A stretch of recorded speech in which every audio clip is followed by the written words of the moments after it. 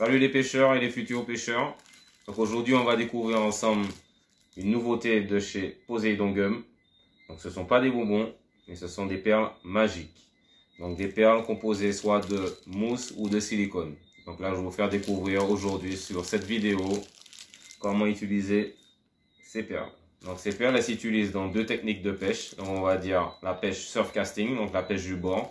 Et aussi la pêche à soutenir, qui est la pêche en bateau qu'on appelle ici la piscine. Quelles sont les caractéristiques? Donc dans un premier temps, son côté visuel.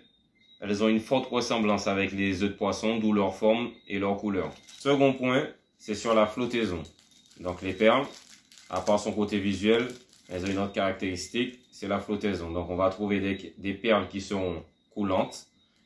Certaines perles elles seront un peu underwater, c'est-à-dire qu'elles seront entre deux eaux, et d'autres qui seront super flottantes. Donc là, j'ai récupéré la super flottante, donc on va faire un petit test avec juste un verre d'eau.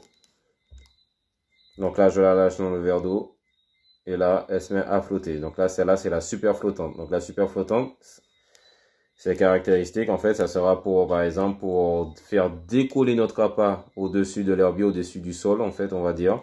Donc du coup, ça nous permet de mieux présenter notre appât si on est à la recherche de poissons qui chassent un peu au-dessus de l'herbier. Donc celle-ci, c'est la coulante. Pareil. Et celle-là, elle va directement au fond. Donc la coulante, on peut l'utiliser simplement pour aider l'appât à vraiment rester au fond. Et aussi, ce qu'on va choisir, soit je préconise en fait, c'est de choisir des couleurs qui ressemblent un peu aux œufs de poisson pour la journée. Et concernant la nuit, les modèles phosphorescents qu'on va voir un peu plus tard. Et là, celle-ci, underwater, donc entre deux eaux. Vous avez remarqué que celle-là, lors de la chute, elle prend plus de temps à remonter. Donc celle-là, elle va rester entre deux eaux. Donc elle va se faire balloter dans le courant.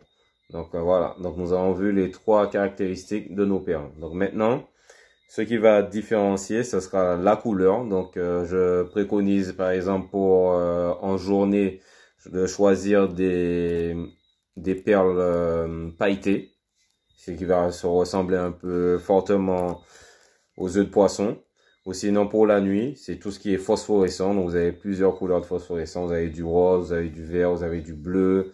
On a même du bicolore. Donc le bicolore, c'est ça. Et voilà. Donc là maintenant, on passe à notre montage.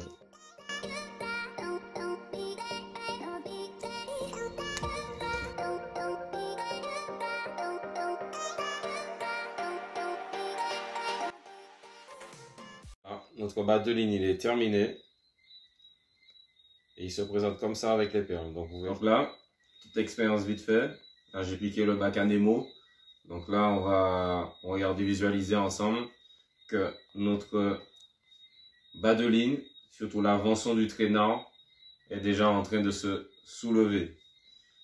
Donc là maintenant, pour équilibrer, si on veut vraiment le décoller du sol, donc je pense qu'il faudra rajouter peut-être 2 ou 3 perles en plus, c'est en fonction de l'hameçon qu'on utilise.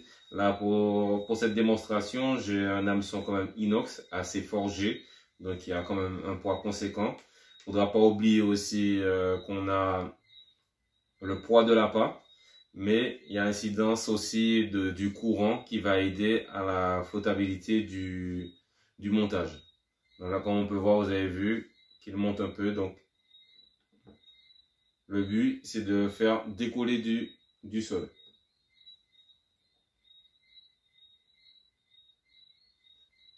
Voilà.